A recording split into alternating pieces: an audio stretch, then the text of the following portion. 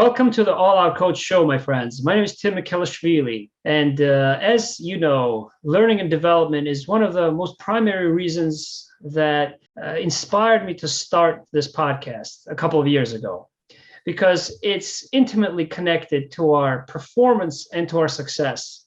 And I wanted to approach learning and development from a different angle.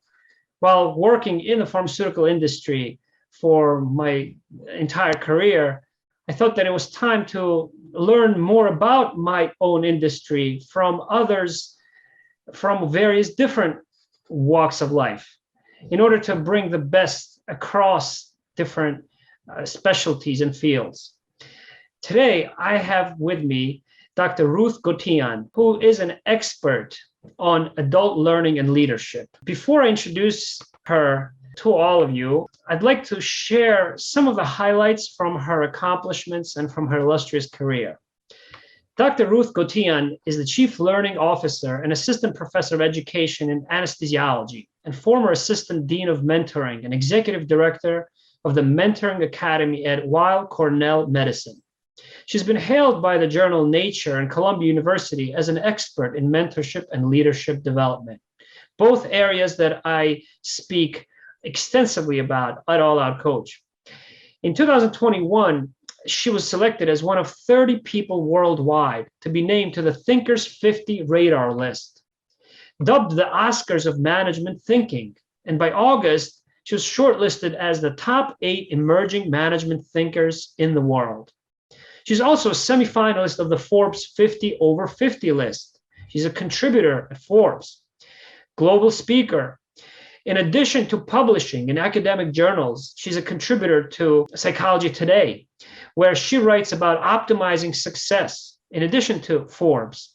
Her research is about the mindset and skill set of peak performers, including Nobel laureates, astronauts, and Olympic champions. Her forthcoming book, The Success Factor, will be out in January. Hi, Dr. Gotian. It is such an honor and pleasure to have you here at All Out Coach. Thank you. It's a real joy to be here. I appreciate you taking the time to talk to me. Absolutely. Just to name all of the wonderful leaders that you have interviewed, and knowing about your approach and your passion for mentorship and adult learning is, for me, a gift and a lesson that I'm looking forward to. And so let's talk about success. Let's do it. Yeah. Let's do it, because I'm obsessed with success. So could you share with us why it is that you decided to pursue your career path first? Yeah. So actually, my bachelor's and master's degree are in business. And like all good master's students, I dipped my toe in finance and tried that out. And that's when I realized that just because you're good at something doesn't mean you actually enjoy it. So I wanted to work with students, which I loved, but I wanted to work at more of the graduate level because I had previously worked with undergrads. And I said, what's the most competitive program I could find? And that's when I realized in the United States, they have what's called an MD PhD program, the students who get the dual MD and PhD degrees. And I ran that program for over 20 years. And nationally, our discussions were about all those who are leaving the physician scientist workforce, because it is long. It's 7 to 8 years. You get 2 degrees, an MD and a PhD. It's long, it's isolating, it's hard. It has a 3% acceptance rate, right? So this is really for the best of the best. But even among that group, there were those who were floating to the top, but all the attention was going to those who were leaving. It's what we discussed at conferences. It's what the government was discussing. And I was more interested on those at the other end of the spectrum whose work was so incredible and so amazing that it more than made up for those who were leaving. So I said, how can we get more of those people? And I was so intrigued by that because I realized that they were also more productive, that at the age of 43, I decided, while working full time and raising my family, to go back to school and look at this question further. So I went back to school and got a doctorate in adult learning and leadership. And I studied the most successful physician scientists of our generation. And that's what led me to Nobel Prize winners. And that's what led me to those who won the biggest scientific prizes, such as the Breakthrough Prizes, a former Surgeon General, 2 NIH Institute directors. Mm-hmm. And after I finished that, I was curious if the 4 elements of success that I found with these physician scientists, if the same measures of success could be found in other extreme high achievers. So that led me to the astronauts and the Olympic champions and the Fortune 500 CEOs and the senior government officials. And I realized that an astronaut and a Nobel Prize winning scientist is exactly the same as an Olympic figure skater. Mm-hmm. And if that's the case, that means these are learned skills. And if these are learned skills, I'm an adult educator, I can teach them. So I reversed engineered the process of how to obtain that level of success, created a blueprint, wrote the book, The Success Factor, teach it and speak about it all over the world. And here I am now talking to you and your listeners about it. Yes. And I think based on your comments, I think you approve of my choice to not limit my All Out Coach podcast to the pharmaceutical industry based on the findings that you have. And so I think we share that common approach, I think, to success. So let's begin with your comments on talent. Okay. Mm-hmm. And how it leads to performance, because my argument is that performance does not always lead to success. Mm-hmm. Yet, what role does talent and performance play in a lot of these leaders and Nobel Prize laureates, if any? Look, you have to have some talent, right? Mm-hmm. You have to have talent, but you have to also use it. Because if you're going to have this great talent, but sit on the couch and binge Netflix movies, you're not using your talent, you're wasting your talent. But you can be talented in many things. So in fact, most of the people I interviewed were really good at many things, right? So the most decorated Winter Olympian, Apollo Anton Ono, 8 Olympic short medals. track speed skating. That's right. I'm a big Olympics fan, just by the way. So you'll know some of these people. So he's one of the people who I interviewed for the book, The Success Factor. He was actually, before he ever got to speed skating, he was actually a state champion swimmer. Mm-hmm. But, and actually so was Bonnie Blair, a long track speed skater. Also a swimmer. They were really good, but they didn't love it. They didn't love it. They won big awards, right? State champ, but they didn't love it. And if you don't love it, you're not going to work hard to get better at it. So the first thing you need to do in that first metric of success is actually define what it is that you are, what we call intrinsically motivated to do. It's coming from within. You love it. You have a passion for it. There's a fire burning within. Because if that's the case, you're going to really, really want to develop that. And this is different than an extrinsic motivation, which means you're doing it for a promotion, a diploma, an award. Those are extrinsic motivators, which means somebody else is judging you. And if somebody else is judging you, you cannot maintain that motivation long term. And what's going to happen if you're motivated by these external factors is you will burn out or fail out. So you really want to focus on the internal, the intrinsic motivators, because if you can get to that and have what you're talented in, plus be intrinsically motivated to do, there's going to be nothing stopping you if you do the next 3 things. You ready for the next 3? Yeah. All right. So the first one is we have found your passion, right? What you would do for free if you could, because you love it so much. I tell people the astronauts are government workers. They're not making so much money, but they can't see themselves not going to space. This is what they want to do, right? And what happens is when you tap into your intrinsic motivation, you are going to work harder than anyone else to perfect your craft. You are going to have that work ethic, that perseverance, that resilience, that tenacity, all of those words, because you love it so much. It's not a chore. It's something that you want to do. And that's the reason that you're excited to wake up in the morning and you can't quiet your mind when you go to sleep. So the first one is the intrinsic motivation. The second one is that work ethic and outworking other people, not just in time, but in productivity. So you really maximize and leverage your optimal hours. The third thing that all of the extreme high achievers do is they have a really strong foundation, which they're constantly reinforcing. I don't know of a single Nobel Prize winner who stopped doing science just because he or she won the Nobel Prize. The reason is you never rest on your laurels. The same thing that you did early in your career is the same things that you do later in your career. So for example, one of the people who I interviewed is Neil Katyal. Neil Katyal argued 45 cases before the Supreme Court. When he first started arguing these cases, and he argued more cases than any minority lawyer in the United States, he created, first of all, he did moot courts. These are like a mock trial. And he would do 15 of them, 15 of these mock trials before he ever went before the Supreme Court. He did that on the first case, and he's doing these moot courts on the 45th case. He may not need to do 15 of them. He maybe does 5 of them now, but he's still doing them. He also creates a binder with every potential question he might get asked. And then he works to get the answer to every single one of those questions. He did that with the first case. He did that with the 45th case, because he said just preparing that binder, which he never opened in any of the cases, really prepares him for the case. So that's a strong foundation, which you're constantly reinforcing.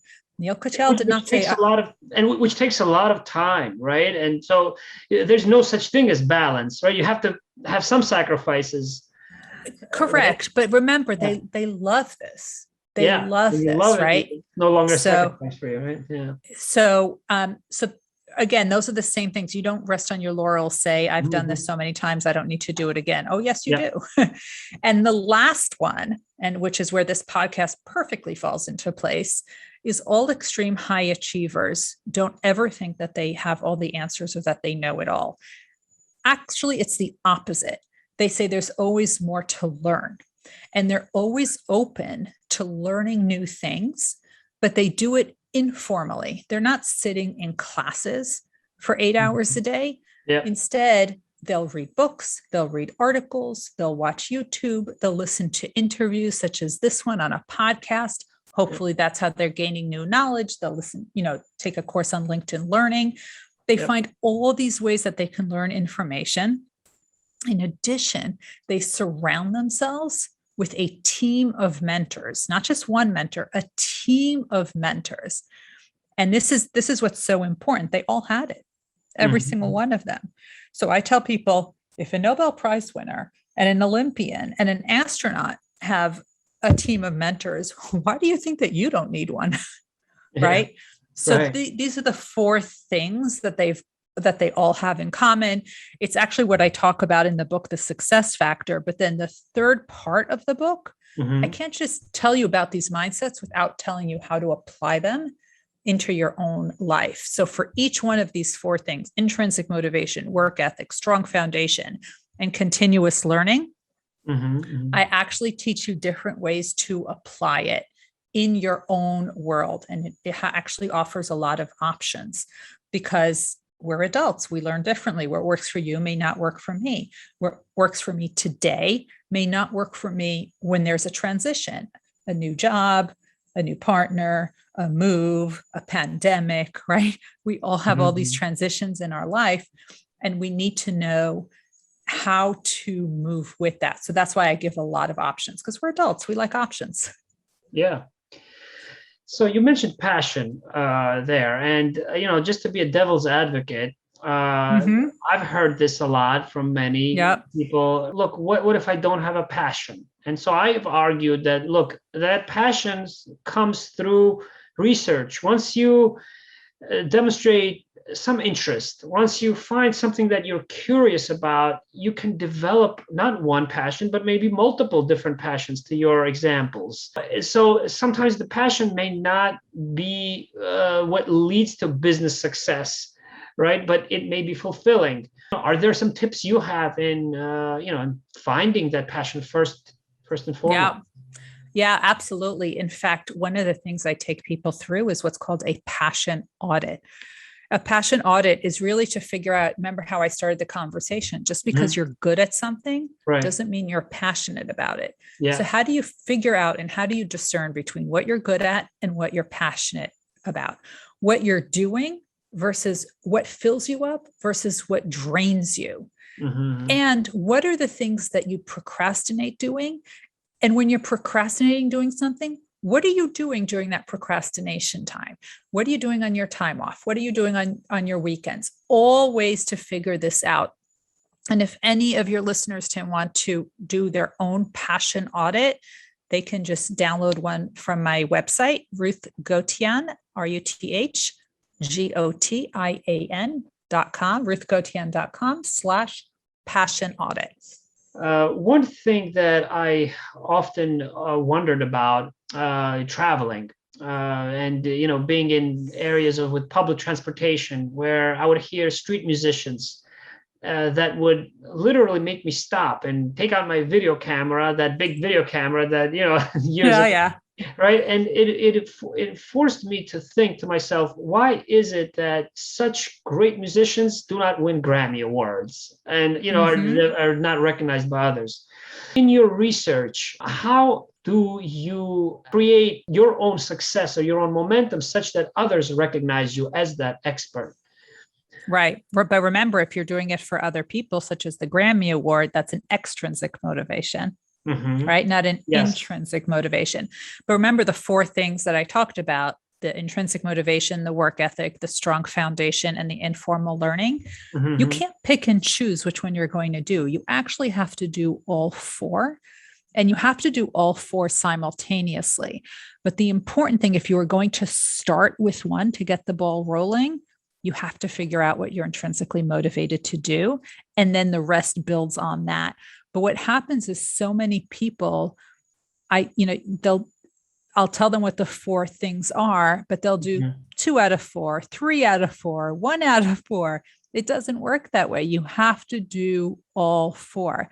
It's not so easy, but if you want to maintain it, you have to do all four. So it's like, it's as if you're saying, I want to be thin, but you have to eat well, you have to exercise, you have to get the right amount of sleep, you have to eat the right foods, right? There's all these things that you need to do, not just to lose the weight, but to maintain the weight. It's the same thing. If you want to achieve success, there are 4 things that you need to decide you're devoting yourself to, and then continue doing all 4. You cannot pick and choose. So it takes a mindset and visualization, right? And so you have to be intentional about what you do, right? So I know that you have a doctorate in adult learning and leadership. And, I've often said on ALLOUTCOACH that if all of us were forced to take leadership classes from childhood, maybe it wouldn't be such a foreign language as an adult. How do you teach leadership in this distracted world out there in which we spend so much time alone? We tend to overspecialize, and we're so distracted by notifications, gigabytes of data, compared to what we used to be exposed to, which was in kilobytes. No. Right? Yeah. Information overload. Yeah. It's interesting because when I teach leadership development, and I love doing it, especially with senior people, but what I do, because no one really learns this, right? But except for people like me who get a doctorate in it, but a lot of the organizations, leadership, don't really have these classes. And one of the things that I really talk to them is about, what does leadership look like, sound like, feel like, right? Yeah. And I put people in groups. And whenever any of your listeners ever attend one of my workshops or invite me to give a workshop at their organization, they'll see that when I put people in groups, the groups are not homogeneous. You will not see all the C-suite in one table and all the directors in another table. You can see in my workshops that the CEO might be sitting in a group that has a manager, a director, a frontline worker, an intern. We mix them up because the great ideas can come from anywhere. And the greatest leaders understand that. So one of the things that I actually take them through is this exercise of what does it look like, feel like, sound like? What is great leadership? And then how often do you actually see that? Do you always see it? Do you sometimes see it? Do you never see it? Now, we can all identify what good leadership looks like, but none of us have it in our always column. It's in the sometimes to never column, which means we know what to do, but we're not doing it. And we're not encouraging other people to do it. So now one by one, we have to start peeling those layers of, okay, if a great leader listens and it's not being seen, how can we start to listen better? And one by one, we start to peel that onion until we make great leaders out of everyone. Yeah. And I think leadership is also a lifestyle. It's a choice, right? It takes a lot of responsibility. So, but there's different types of leaders, right? Right. There's the leader that takes charge, what you need during a crisis. There's a leader that's a consensus builder. There's a leader that inspires. There's a leader who just listens and pushes and does the behind the scenes, taking care of the politics and the noise. But the best leaders can do all of that. And they know when to turn which one on, because each one has to be turned at a different time. In a crisis, you need someone to just take charge and get people to go. In a crisis, this is not a time for consensus building. And the true leaders know how to shift and pivot as needed. But that's a skill. That's an absolute skill. Yeah. To follow up that question that I just asked about technology, would you say that technology increases our exposure and increases the opportunities to become leaders for more people than ever before? Yes and no. It depends. Are you going for the quality or are you going for the quantity? Yeah. So well over a year ago, I shut off all notifications on my social media. And that saved me hours of time and hours of aggravation. I don't really need to know when somebody likes or comments on one of my posts. When I'm tired and I decide to scroll through it, I'll see it. I don't need to respond to that in real time. But one thing that has happened, especially during the pandemic, and this goes back to that fourth piece of informal learning, there are endless ways to learn now through informal means. And some of those are the endless webinars that we now have access to through some of the most brilliant thought leaders of our time. So you said in the intro that I'm on the radar list for Thinkers50. The Thinkers50 award winners and the radar list members, we have each given talks that are available on the Thinkers50 social media platform that anyone can see that for free. Those talks are, and the reason I love Thinkers50 so much is that these are the people whose work I admire and respect and cite. And now you can hear their work and you can hear it on LinkedIn Live of other people that you like. There's, everyone's, has now these different webinars and these podcasts that you can listen to. There's so many ways that you can learn these new skills. I just recorded a couple of courses through Madecraft, which will likely go on some of those educational courses, those online courses that people take with the different platforms. If you want to learn and you want to develop your leadership, the opportunities are endless. But you know what? There's a difference between regular people and high achievers. Regular people will say, one day I'm going to do this, and one day I'm going to do that. And when this ends, I'm going to do this. And when I finish this, I'm going to do that. And the high achievers don't talk about one day. They make today day one. Today, I'm going to start working on this. Today is day one to start working on that. And that's the difference between the one day and the day one, between the average person and the high achiever. So if you want to be a high achiever, don't talk about what you will do one day. Talk about how you're going to make today day one.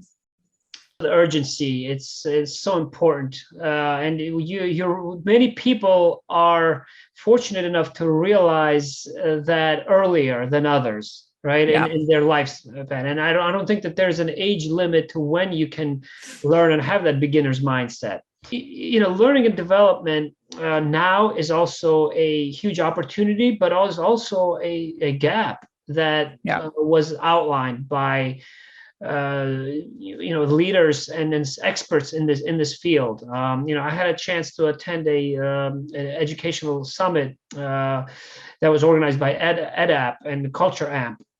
And I was fascinated by the statistics from millions of employees across so many different industries and executives who are now identifying that regardless of the headway that's made, a lot of the advances throughout the pandemic in terms of virtual engagement, there's still also a gap in an increased interest in learning and development. You mentioned LinkedIn Learning courses and so many others. Are there particular clients or customers that you have that are requesting L&D and in different formats? Is there a trend that you're seeing right now, Dr. Gotian? Yeah. So I think one of the things we know about adult learners is that everybody learns differently. Some people want to read in isolation. Some people prefer videos. Some people prefer Q&As. Some people prefer shorter versions. Other people prefer longer versions.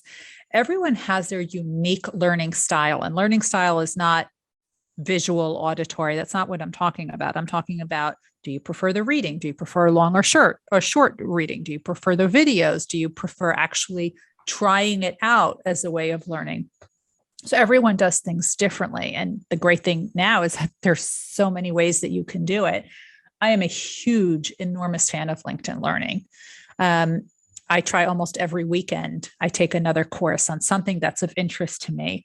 And the reason I do that is because there's always something new to learn. And there's some incredible people who have courses on LinkedIn. I mean, Wharton professors and some of the biggest thought leaders have it there. And you can learn it on anything from executive function to Excel spreadsheets and SQL. You can learn any of that. And a lot of organizations actually have an enterprise license, which means that they can, that their employees can actually take those courses for free and learn it with their work email. So that's definitely something that people should look into. It's well worth it. And LinkedIn Learning or one of the other companies. I just showed a graph there that showed an 1,100% increase in LinkedIn Learning courses and that were attended. That I saw recently. I also heard Johanna Bollingwall from Spotify, who heads up the global learning development there, who made a very interesting distinction that it's not a career path that people have to seek, but a career portfolio. So don't worry. So her advice really is one that really resonated with me, that I've shared with those I mentor as well, in terms of try to pick up skills rather than think about the roles that you're going to fulfill or that you're going to, be promoted to. And because overall, once you build up that portfolio, what I've seen is some of the most original and independent thinkers have the most original and non-linear career paths too. Yeah, I don't know anybody who's had a linear path. I think everyone has had this wobbly road, but the high achievers, they learn from every opportunity. And when they stop to reflect and learn on those previous opportunities, what worked and what did not work, and they leverage their network along the way to teach them new things and introduce them to new people, those are the ones who really achieve, because they take everything that happened previously and they use it in a new way. And a perfect example of that is Dr. John Cohen, who's one of the people who's profiled in my book in The Success Factor. He is the chairman of BioReference Lab, third largest COVID testing facility. They have all the NBA teams and all the sports teams. He started out as a physician. a surgeon, a vascular surgeon, became chair of the department, chief medical officer of the health system, ran for lieutenant governor of New York, led Quest Diagnostics, and then now BioReference Labs. So talk about this windy road. At one point, he was also the health advisor for US presidential candidate John Kerry. So he went from the operating room to the C-suite to politics to corporate. I mean, talk about a windy road. Right. Perfect example. But he learned from all of that. Yeah. Since you mentioned different industries and different fields, I do have to ask, because of your position at Cornell, what makes the mentorship experience different, if at all, in the healthcare sector, healthcare program? Because we know how they're revered, mentors, Yeah. and there's even the chiefs of department who are named after a particular figure, right? But what is there in terms of healthcare? If we wear the hat of, let's say, physicians or healthcare providers or aspiring ones, what does mentorship look like? So mentorship really has two roles. And this is the work of Dr. Kathy Cram out of Boston. So the first role of mentorship is to be your guide by your side, to help you with your career. And the second role is someone who can give you the psychosocial support when things aren't working out, you've had a hiccup in your path, when you're having those dark and gloomy days when things don't work out. So that's the two roles. But the old approach is that somebody senior would mentor somebody junior. Yeah. But the more contemporary approach is that you actually have a team of mentors who will help you. And healthcare is just like anywhere else. And what I would recommend is that you get people from within your department, within your organization, within your industry, but then don't stop there. You want people from outside your organization and outside your industry to be on your mentoring team. There's no limit to how many people can be on your mentoring team because they're not all meeting together. This is not a doctoral dissertation where they need to decide your future. You are able to decide who you're going to call upon for what. So when I was writing the book proposal for the Success Factor, I actually reached out to two people. One was my dissertation advisor from way back when, who I think is a gifted writer, and I asked her to review it.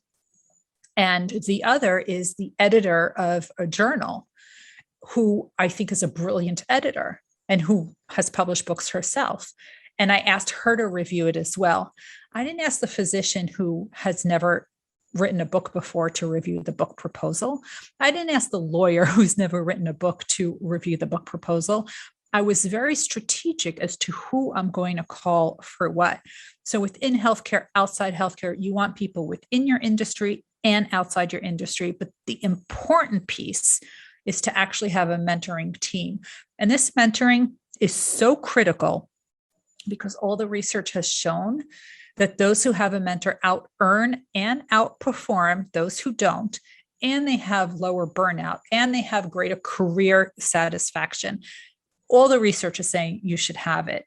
But 76% understand that they should have a mentor, but only 37% actually have one. Yeah. So this is so critical that I've actually devoted 3 chapters in the book, The Success Factor, to the topic of mentorship, because it is so critical. And it's for those who want to read a lot of my work, who can't wait for the book. If you read a lot of my work in Forbes and in Nature, and even in Harvard Business Review, you will see that there's a lot there on mentoring because it's such a hot topic right now. Yeah. And so critical. I think those are great remarks that I'm taking to heart. And they've been the source of my personal inspiration and fulfillment by working at Medical Affairs Professional Society, which is a nonprofit global organization in the pharmaceutical and biotech and medtech industry. And a couple of years ago, I had the chance to initiate this program. And so we're building it, we've built it, and we're continuously growing the community. And I'm a huge believer of mentorship. I think that time is the best test of a mentor, because I think that you can have great wonderfully skilled, credentialed people, employees, colleagues. They may be senior, junior to you, but you may not enter into a dialogue with them. You may never know what you need to learn from them.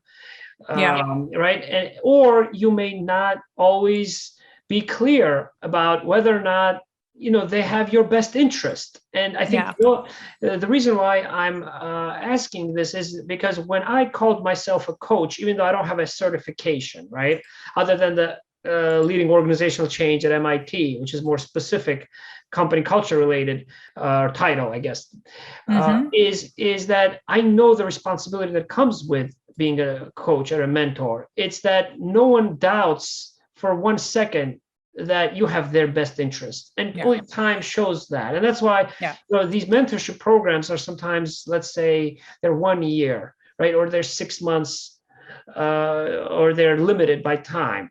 But when I speak to my mentee for the first time, I give them a long-term vision to let them know that true mentorship is lifelong. And that's why that's correct. Your comments there, being able to stand up for your mentee, regardless of the consensus, and for others. Is that one characteristic that mentors are required to have in your definition? Well, standing up for them and promoting them and mentioning their name when they're not in the room, that's actually sponsorship, which is another level. And the best mentors, and this was actually a Nature paper that I just wrote, is that it's actually a continuum.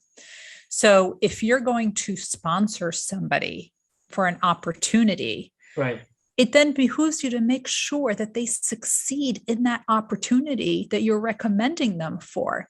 So after you've sponsored them, you should then mentor them as to how to do well and how to be successful in whatever it was that you recommended them for, a talk, a job, whatever it is. So it's an actual continuum. Okay. I have a couple of questions. I could speak to you probably for hours, but for the sake of this podcast, because we share so many common interests, Dr. Gotian, I want to ask you if there was one example or one experience from your interviews that surprised you when you wrote this book, what that you surprised you most, or that was most memorable. I was surprised by two things. Dr. Bob Lefkowitz, the Nobel Prize winner in chemistry from 2012, probably the funniest Nobel Prize winner I had ever met. He was also more transparent and wanted to talk more about his failures than he did about his successes, which I found illuminating. The other was my conversation with Apollo Anton Ono, the short track speed skater, the Olympian, because he not only knew his sport extremely well, he knew positive psychology really well. He knew flow theory really well. I mean, we were just geeking out together because when I finished, a thought on a subject, he was able to pick that up right away. He clearly studied this. He clearly knew his stuff. And, he had this row of books behind him, and they're the same books I read. So that really impressed me. I was really, really blown away by that. So the readers of your book, The Success Factor, are they likely to find the formula to their own success? Well, all the tools are there. All the tools are there. There's the inspiration of over 60 extreme high achievers in there. And it's everyone from the founder and former CEO of Build-A-Bear Workshop, Dr. Tony Fauci, who's been leading our COVID efforts, a bunch of Nobel Prize winners, a bunch of Olympians, just really incredible people with amazing, amazing stories. And I told them, I don't want to talk about what I can Google about you. I don't need to have a discussion for that. I want to know what it took to get there. So when I talk about these 4 elements to success, you will actually hear the stories of these incredible people and how they found their intrinsic motivation, how they developed their work ethic, how they develop a strong foundation, the different ways in which they learn informally. So you'll hear that from astronauts and Olympians and Nobel Prize winners and somebody who's argued 45 cases before the Supreme Court of the United States. You will hear them and you'll see that they are real people who are doing things that you and I can do as well. Mm-hmm. So no longer do we have to try these random things. There's now a blueprint, and I share it with everyone in the Success Factor. Yes. One hypothesis that I do want to share with you is that I have is that in an organizational business environment, I believe that the two most productive mindsets to have are those of sports athletes or scientists, regardless of their background. Because they constantly ask questions, they practice, and they build techniques and they find solutions or systems rather than just answers alone. Such that even a janitor who cleans maybe the offices, he's going to be motivated to research the best detergent, a better detergent with which to clean next time. So I'm just testing this hypothesis with you here. It's so true. Those are the different people, the different populations that you can definitely talk to. But I believe the four mindsets to success are what we talked about: the intrinsic motivation, the work ethic, strong foundation, and informal learning. And again, you must do all four.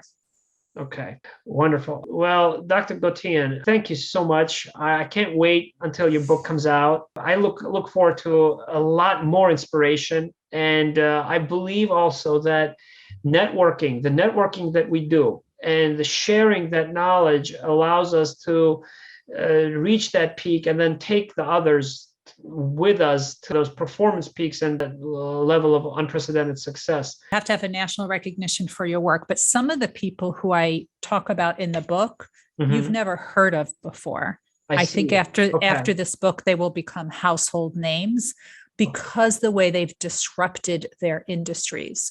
So one of them, Dr. Debbie Heiser, changed the way depression is categorized and diagnosed in nursing homes. Millions of people can thank her that their parents and grandparents have the accurate diagnosis because of her work.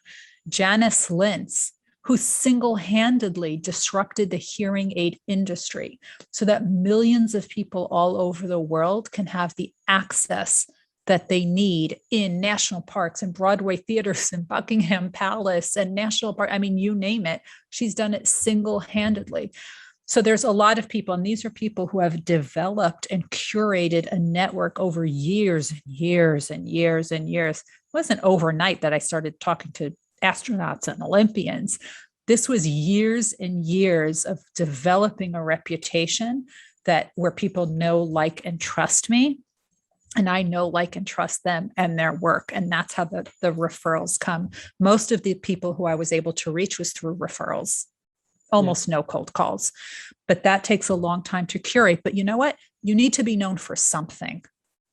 You can't be known for everything. You need to be known for something. So work on being known for something and working on developing a reputation where people can know, like, and trust you. Mm-hmm. Yeah. Share the ideas that are worth spreading, right? With the world, sounds like a TED commercial. I love that. Yeah, right. But and that one I really subscribe to with all my heart, because I may not take myself seriously, but I take ideas very seriously. So, the slogan, and speaking of slogans, I know that I promised to only ask you 2 questions, but I think I asked you 10 more.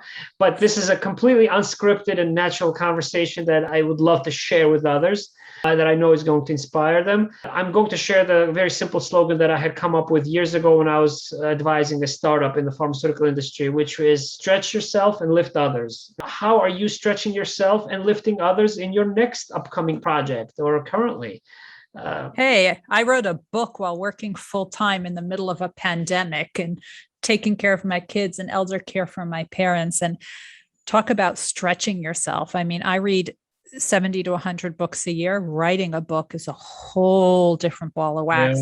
Yeah. And, I had a book, which is a textbook, but this is a different type of writing. And I stretched myself and I loved it.